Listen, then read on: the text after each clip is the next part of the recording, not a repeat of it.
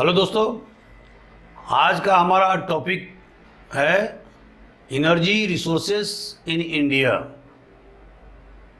भारत में ऊर्जा की संपदा, रिसोर्सेज को बोलेंगे संपदा हिंदी में, तो मैं इसको अंग्रेजी में ही लेता हूं कि एनर्जी रिसोर्सेस इन इंडिया।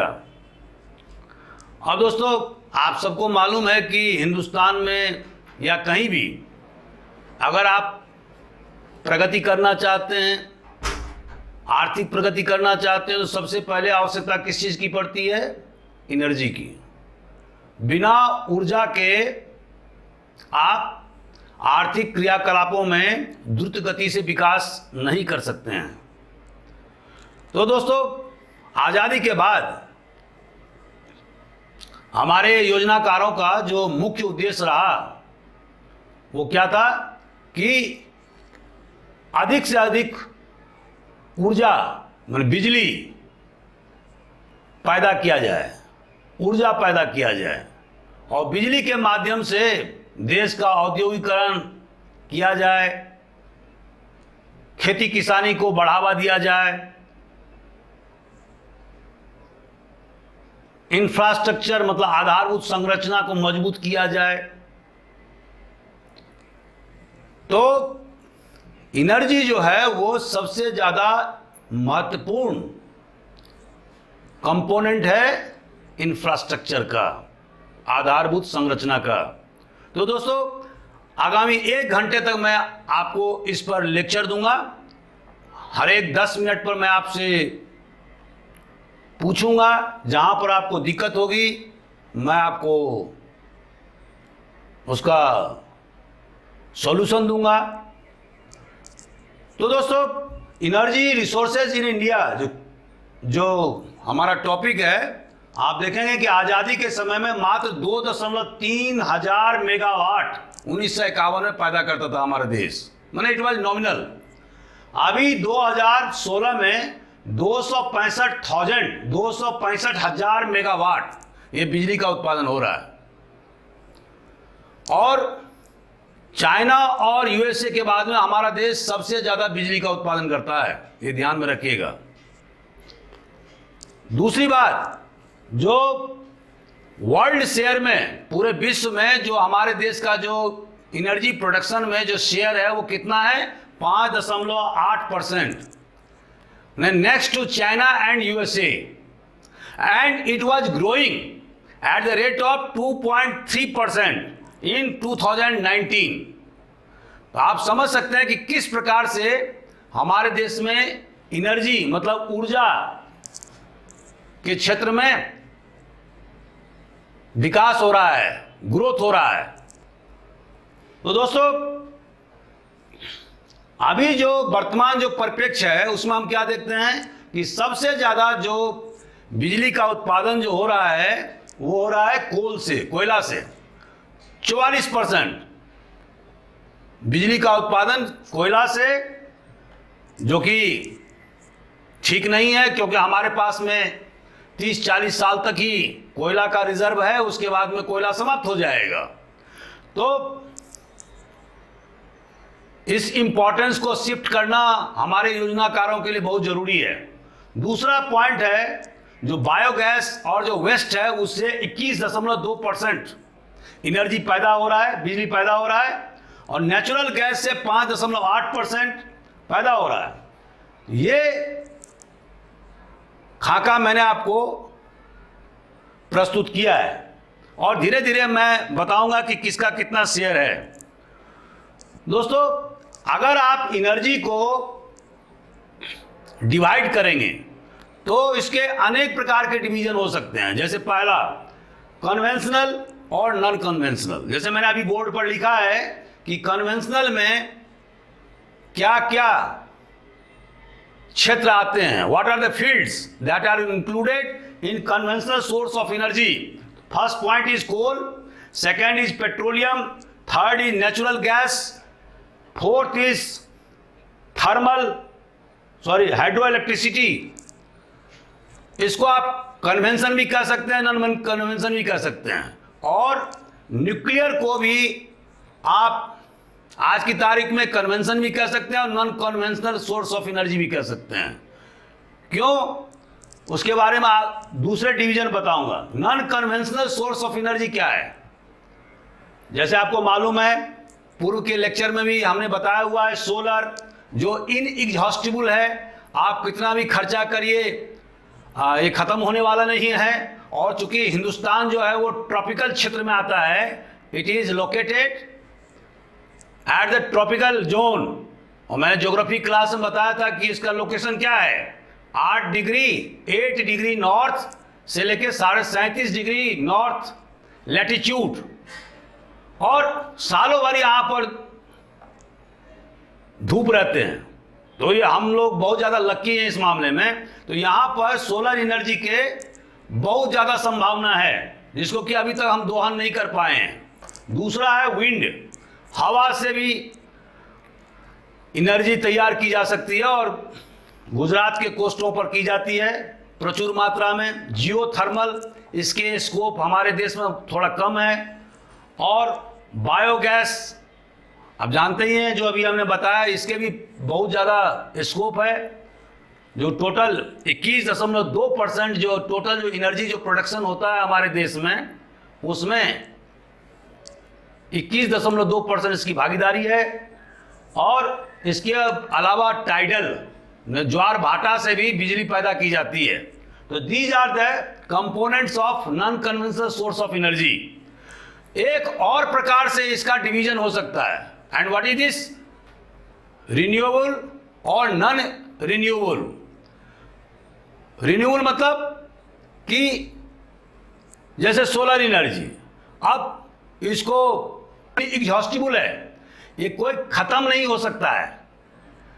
आप रिन्यू कर सकते हैं उसको, बार बार कर सकते, जैसे टाइडल, जैसे बायोगैस, जियोथर्मल या विंड या इवन एटॉमिक जो एनर्जी पैदा करते हैं, that is also a source of renewable energy, क्योंकि वो खत्म नहीं होता।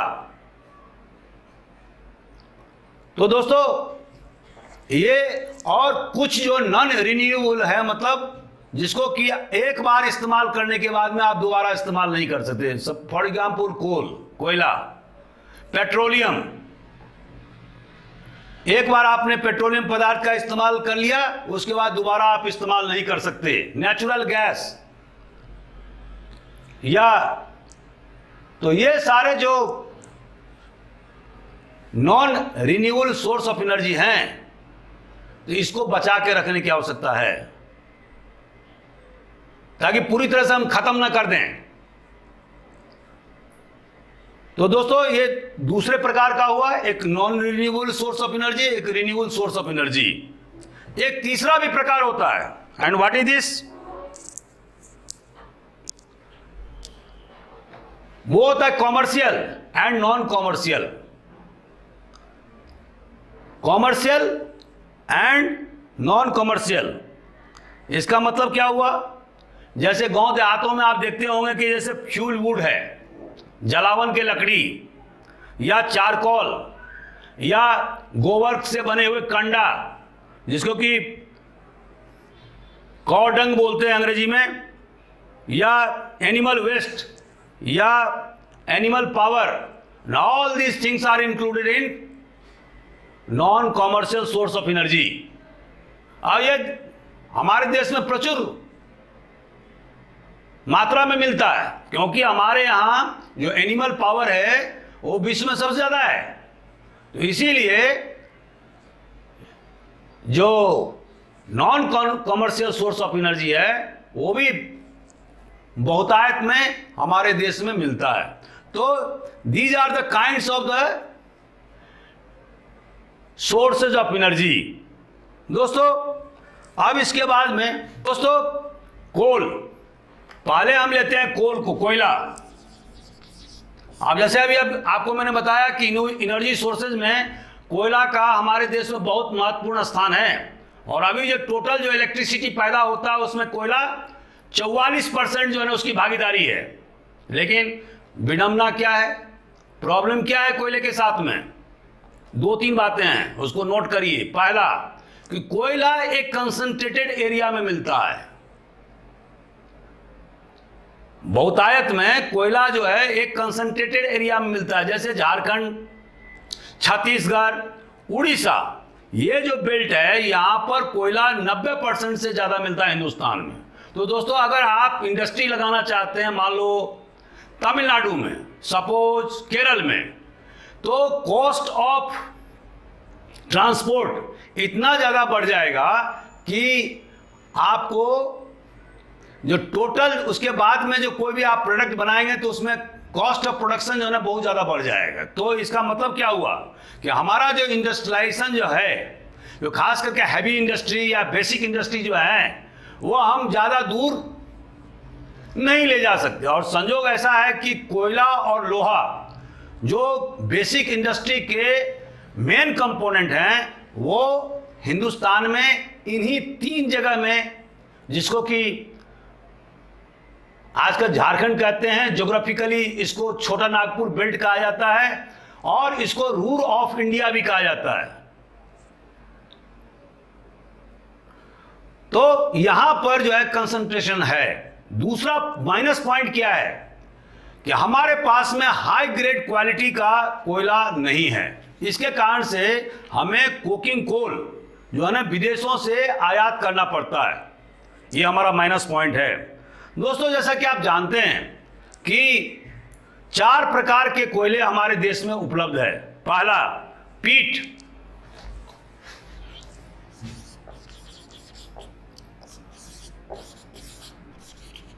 दूसरा लिग्नाइट, तीसरा बिटुमिनस,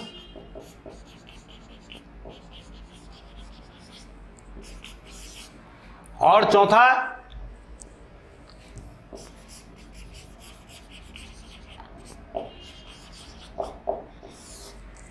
कौन सा? क्या ये जो देखिए, इसके चारों के जो एरिया है वो कोई स्पेसिफाइड नहीं है। वो जो जहां पर पीट मिलता है वहां पर लिग्नाइट भी मिलता है वो, लेकिन मैं आपको थोड़ा थोड़ा बताने जा रहा हूं, आप समझिए। पहला, ये पीट कोयल जो है, इसमें हाईएस्ट परसेंटेज ऑफ मॉइस्चर रहता है और ये इंफीरियर क्वालिटी का कोयला है, ठीक है, क्योंकि इसमें जो है ज़्यादा धुआं उठता है। ज़्यादा धुआं होने से इसका जो हीट है वो कम होता है। अच्छा, अगर हीट कम होगा तो आप जानते होंगे कि एक यूनिट है जो ज्योग्राफी की भाषा में उसको क्या बोलते हैं, MTOE। What is this? Metric tonne oil energy. Metric ton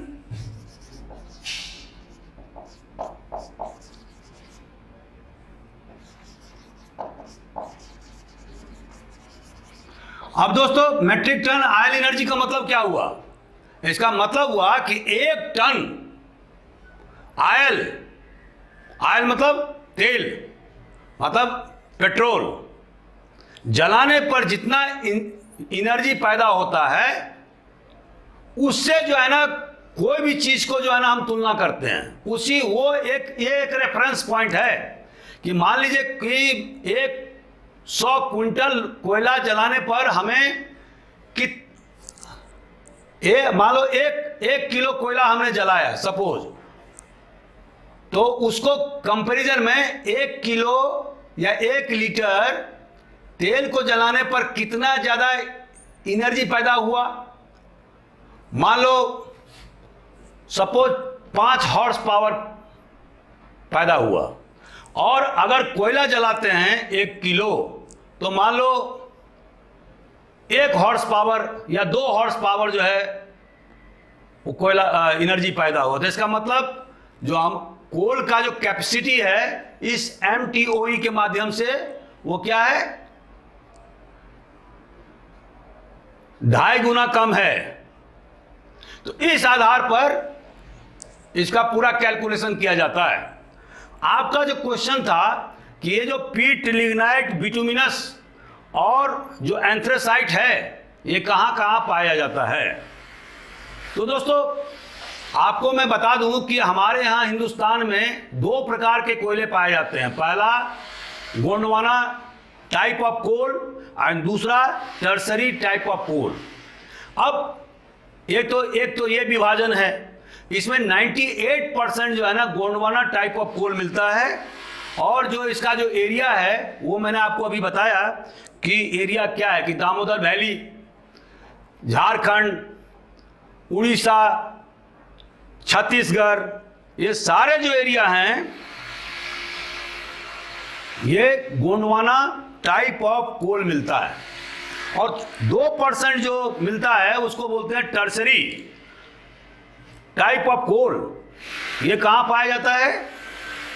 ये अरुणाचल प्रदेश, आसाम, गुजरात, जम्मू कश्मीर, नागालैंड, तमिलनाडु, इन सब इलाकों में टर्सरी टाइप।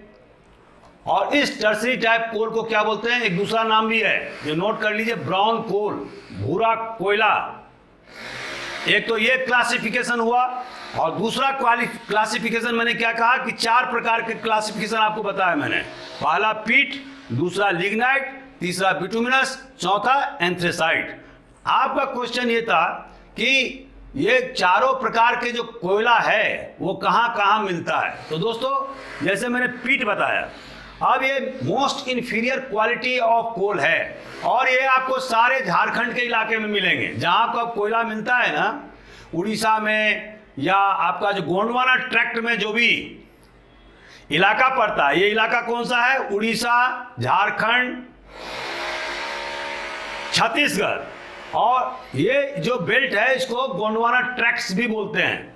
तो यहाँ पर जो प्रचुर हिंदुस्तान का 90% कोयला जो है ना इसी क्षेत्र में मिलता है। तो यहाँ पर पीट कोयला भी मिलता है जो बहुत ज़्यादा धुआं करता है। दूसरे प्रकार का कोयला क्या है? लिग्नाइट।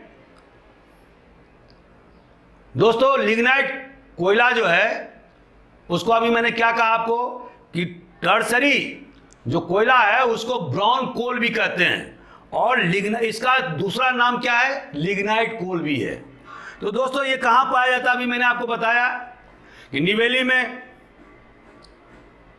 पालना राजस्थान में, उत्तर प्रदेश में, जम्मू कश्मीर में, इन सब इलाकों में लिग्नाइट कोल, जिसको ब्राउन कोल भी कहते हैं और जिसको टर्सरी कोल भी कहते हैं, ये इन इलाकों में पाया जाता है।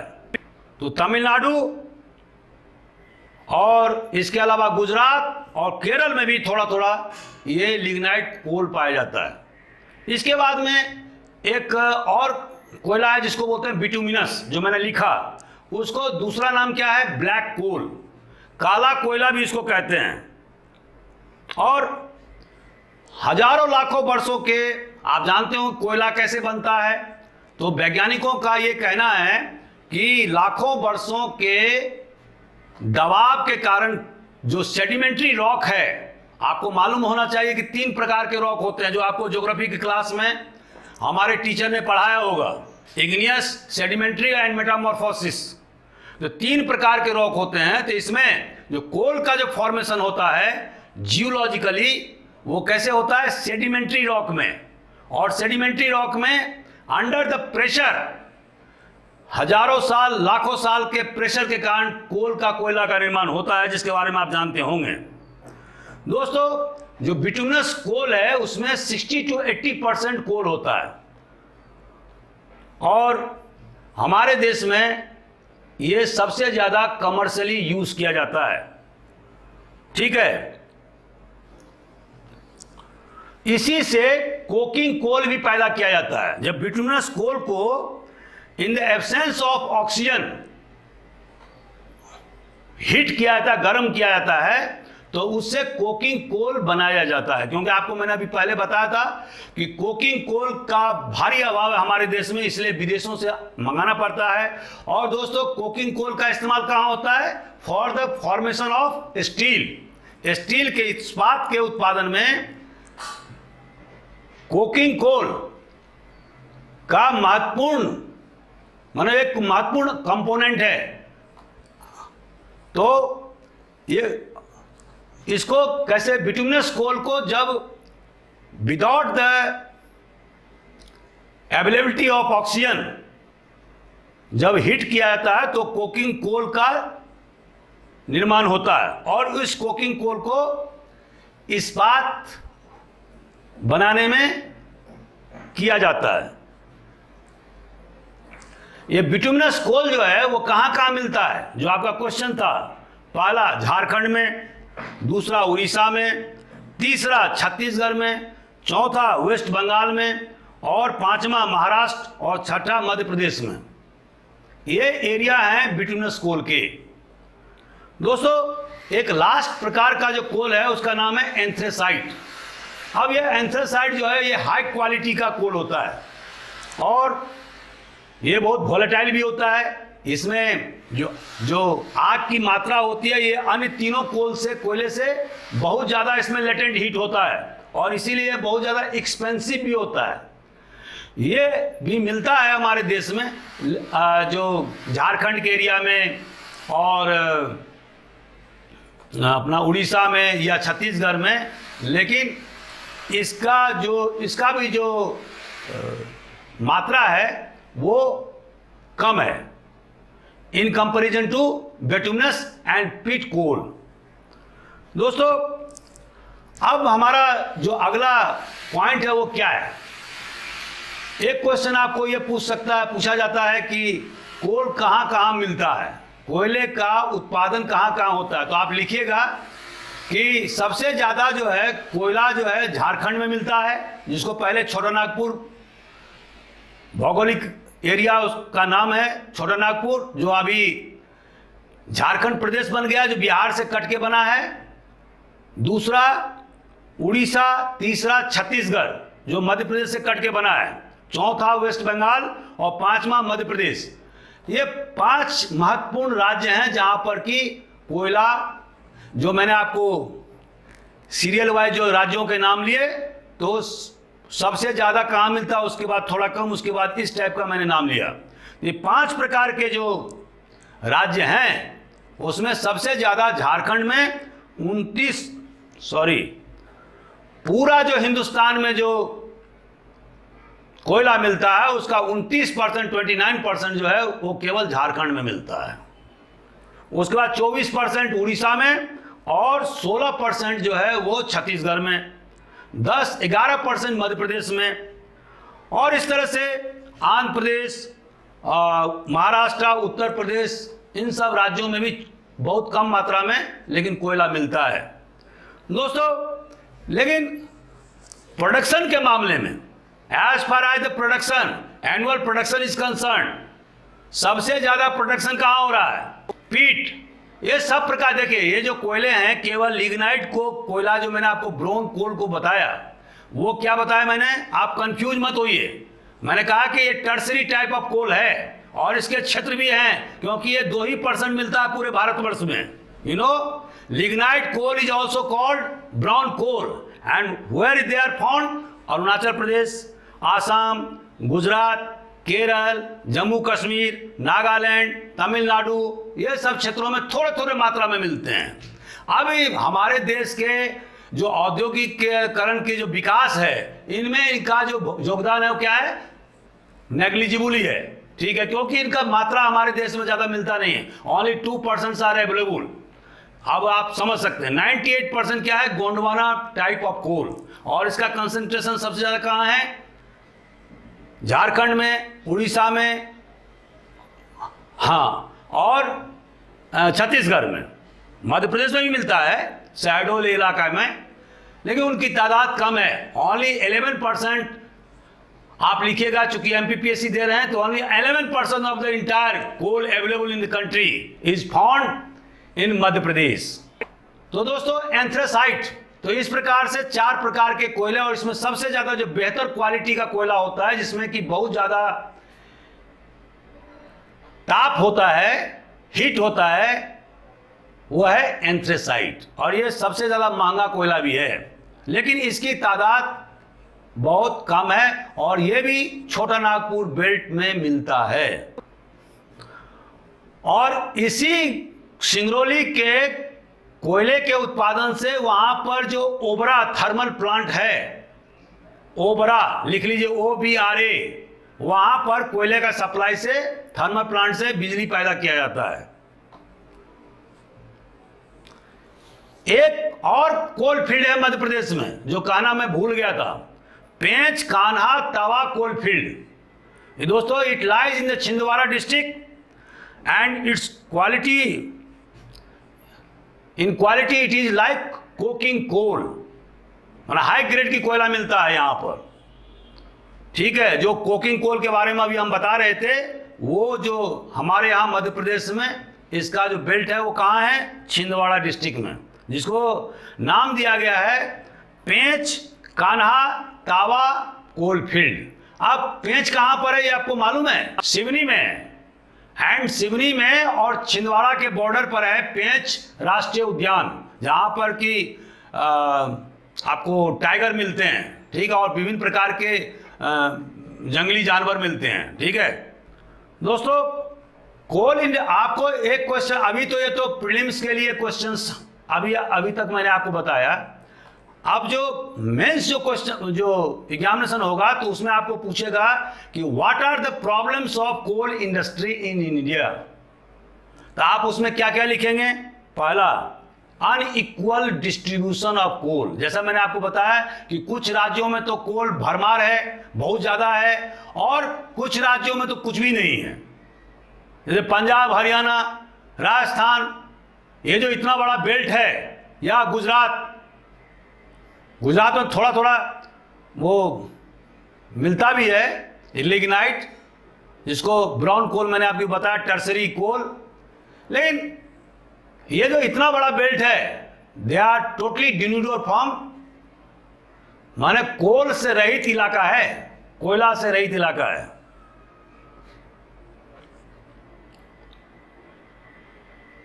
तो इसमें क्या होगा कि ट्रांसपोर्ट, अगर वहां पर पंजाब में हम कोई इंडस्ट्री लगाएंगे और कोल की आवश्यकता पड़ी, तो ट्रांसपोर्टेशन कॉस्ट बहुत ज्यादा बढ़ेगा। तो इसका मतलब क्या हुआ कि कॉस्ट ऑफ प्रोडक्शन बढ़ जाएगा, और उसके कारण से हमारा जो मैन्युफैक्चर्ड गुड्स है वो इंटरनेशनल मार्केट में कंपीट नहीं करेगा, एक माइनस पॉइंट है। दूसरा, मैंने अभी आपको कहा पुअर क्वालिटी ऑफ कोल, जैसे मैंने आपको बताया कि हमारे देश में बहुत सारे इस्पात उद्योग लगाए गए हैं, इंडस्ट्री है, सलेम में, बोकारो में, भिलाई में, दुर्गापुर में,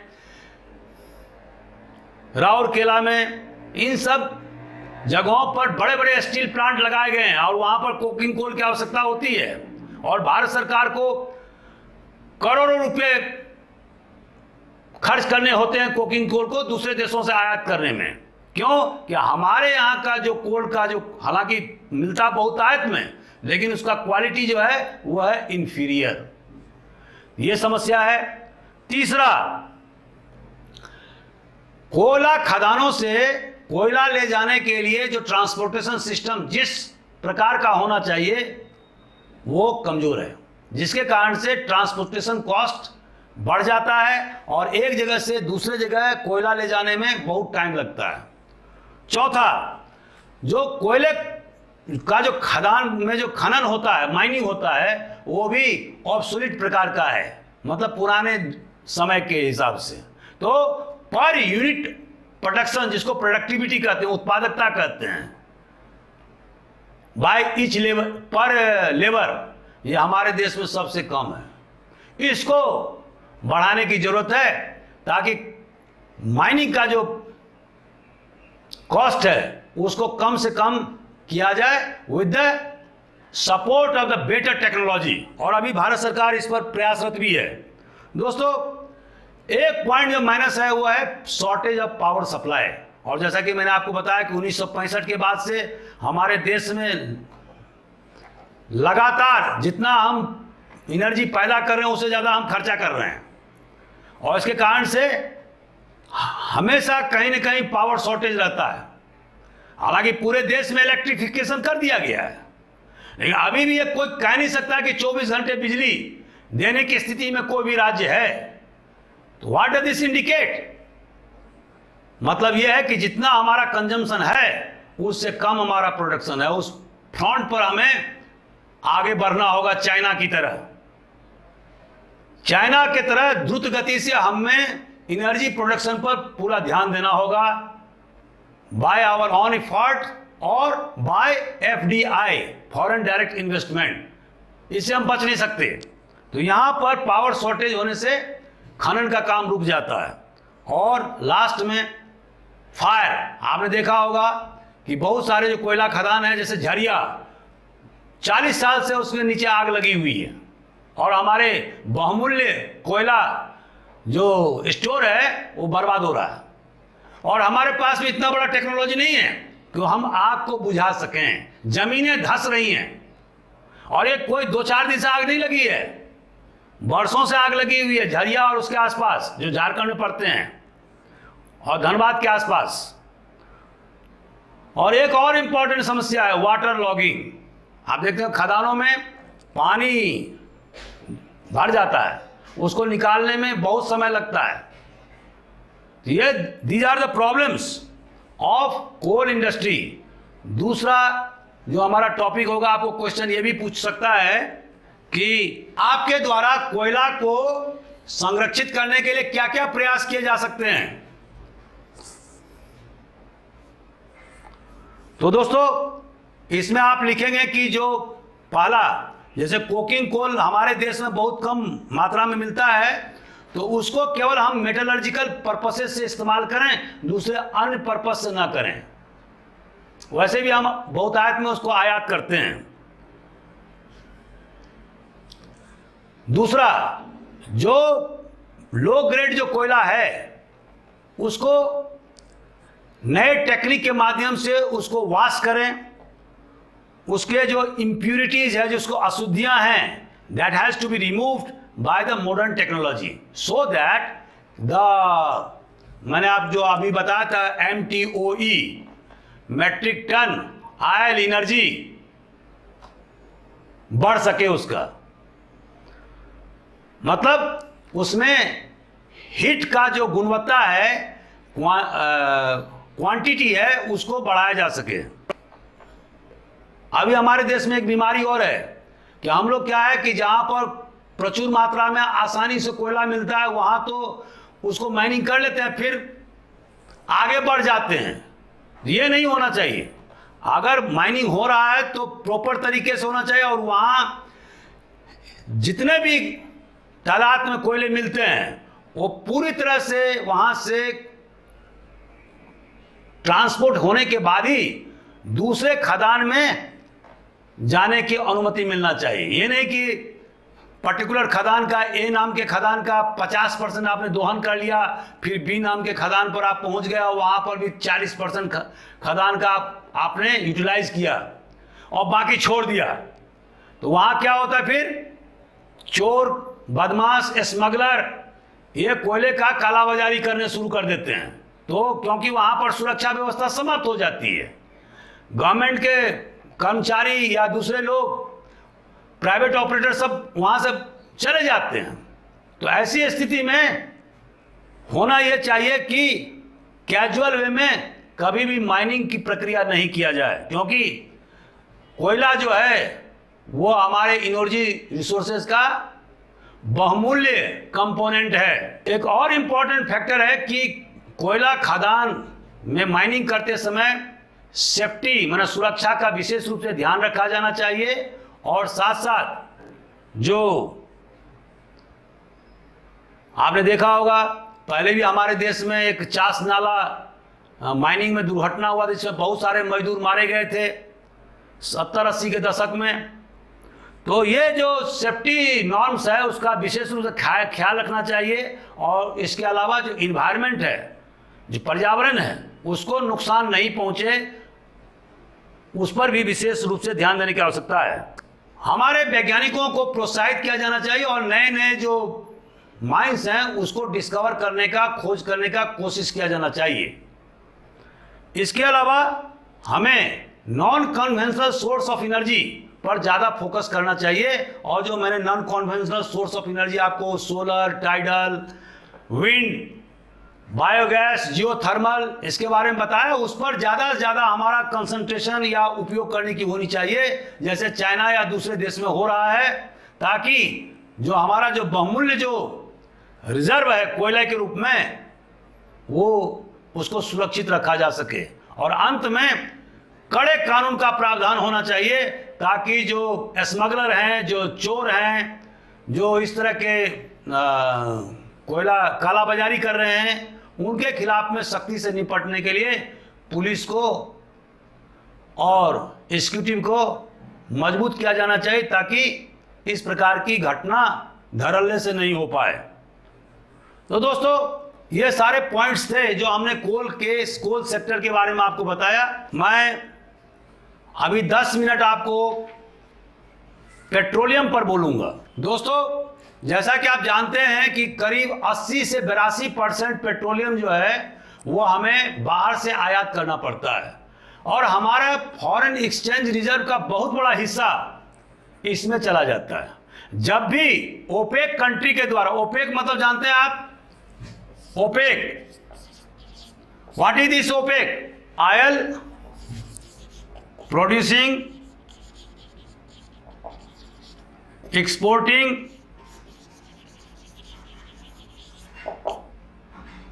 कंट्रीज।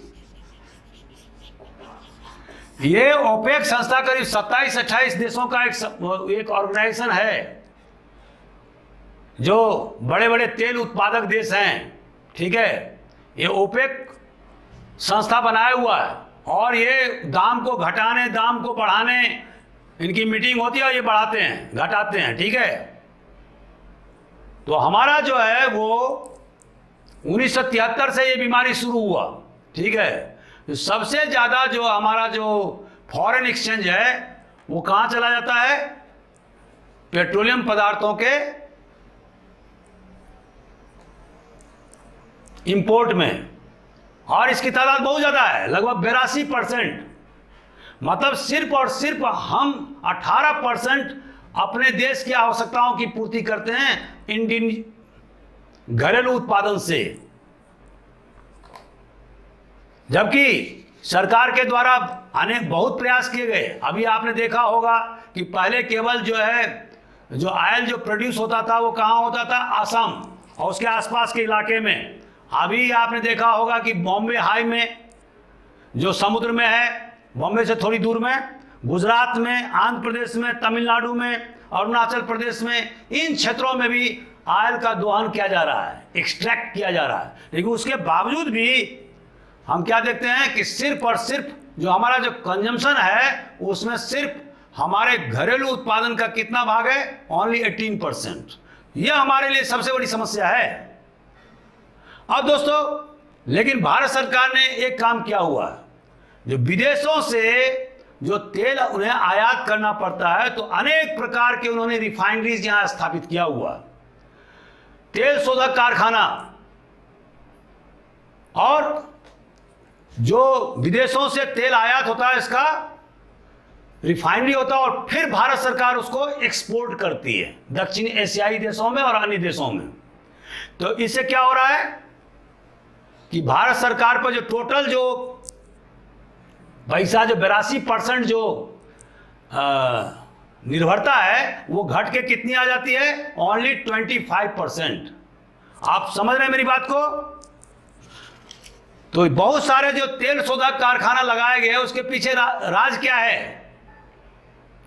ये भी बेसिक इंडस्ट्री का हिस्सा है। और हमारे पास में जो इंजीनियर के पूल हैं, हमारे पास में जो इन्वेस्टमेंट, हमारा जो बजट है उसका आकार है, हमारे पास जो संसाधन है उसका इस्तेमाल विभिन्न जगहों पर रिफाइनरी खोलने के लिए भारत सरकार के द्वारा किया गया है। तो दोस्तों, इससे जो हम जो एक्सपोर्ट करते हैं उससे काफ़ी राहत मिलता है। अब ज्योग्राफी की भाषा में कहें तो ये क्रूड ऑयल कहाँ मिलता है, किस प्रकार के रॉक में मिलता है? तो वैज्ञानिकों का ये कहना है कि ये सेडिमेंट्री रॉक में मिलता है, ठीक है। लाखों हजारों वर्ष के बाद उसके कंप्रेशन के कारण जो है उस सेडिमेंट्री रॉक में ये क्रूड ऑयल मिलता है। अभी हमारे देश में कहाँ कहाँ क्रूड ऑयल मिलता है, तो आपको ये चीज़ याद रखना पड़ेगा। पहला, upper basin of Assam, west Bengal, western Himalayan basin,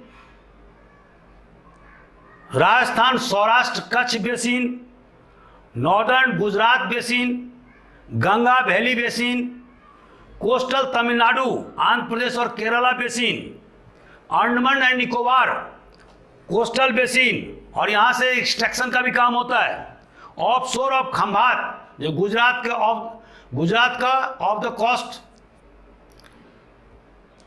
Gujarat का जो कोस्ट है उसको खंभात की खाड़ी, जहाँ पर कि नर्मदा नदी मिलती है समुद्र में, तो ऑफशोर ऑफ द खंभात और बॉम्बे हाई एंड बेसिन, तो ये इंपॉर्टेंट प्लेसेज हैं जहां पर कि पेट्रोलियम पदार्थों का एक्सट्रैक्शन किया जाता है।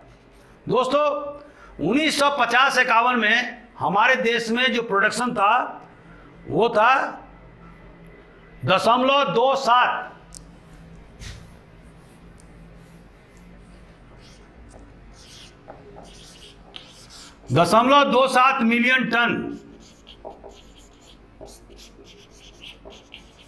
1951। अब कितना है 2014-15 में 38.76 मिलियन टन।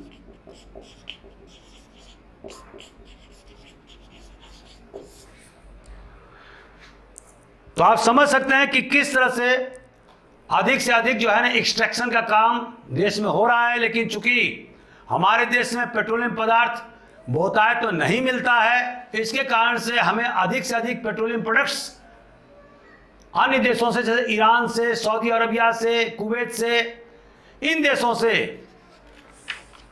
पेट्रोलियम पदार्थों को आयात करना पड़ता है। सबसे ज्यादा बॉम्बे हाई से प्रोडक्शन होता है। जो टोटल जो हमारे यहाँ देश में एक्सट्रैक्शन होता है उसका 65% जो है एक्सट्रैक्शन बॉम्बे हाई से होता है। और अभी आपने देखा होगा कि तौकते जो तूफान आया था अरबियन सागर में, तो उससे बहुत सारे कर्मचारी भी इसमें जो काम कर रहे थे वो मर गए। तो ये समुद्र के बीच में बॉम्बे हाई। दोस्तों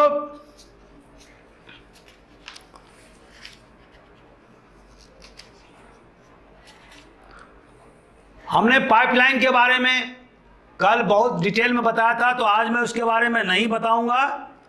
और बहुत सारे क्रूड ऑयल को पाइपलाइन के माध्यम से एक जगह से दूसरे जगह ले जाने का काम हिंदुस्तान में बखूबी से चल रहा है। और जैसे मैं 2-3 पाइपलाइन के बारे में आपको बता देता हूं कि मथुरा, दिल्ली, अंबाला, जालंधर पाइपलाइन। अब आप सबको मालूम है कि मथुरा में भी रिफाइनरी है। पाइपलाइन मुंबई में पाइपलाइन, हल्दिया, कोलकाता पाइपलाइन, हाजीरा, विजयपुर और जगदीशपुर पाइपलाइन के बारे में तो मैं बता चुका हूं। यहां पर गैस का सप्लाई होता है, तो इसके बारे में और डिटेल में आपको नहीं बताऊंगा। तो दोस्तों मेन जो मुख्य जो माइनिंग क्षेत्र हैं पेट्रोलियम प्रोडक्ट्स के, उसका नाम आपको जो रिफाइनरीज हैं, जो तेल शोधक कारखाना है, उसके बारे में आपको बता देता हूं। ट्रॉम्बे, उसके बाद में विशाखापट्टनम, नूनामाटी, कोयाली, कोची, चेन्नई, हल्दिया, बोगाईगांव, बरौनी, ये सब जगह जो है तेल शोधक कारखाने हैं। मथुरा में नुमालीगढ़, जामनगर, करनाल, मैंगलोर, पन्नागुंडी, ये तमिलनाडु में है, पचपादरा, ये राजस्थान में। तो आपको सबसे बड़ा जो हमारे देश का भारत सरकार का जो तेल कंपनी है उसको बोलते हैं IOC, HPCL, BPCL। ये 3 इंपॉर्टेंट जो है ना वो तेल कंपनी है। दोस्तों तो अभी आज मैं अपने लेक्चर को यहीं विराम दूंगा, क्योंकि काफ़ी समय हो गया है, और कल मैं इसको पुनः कंटिन्यू करूंगा और कोशिश करूंगा कि इस टॉपिक को पूरी तरह से समाप्त किया जा सके।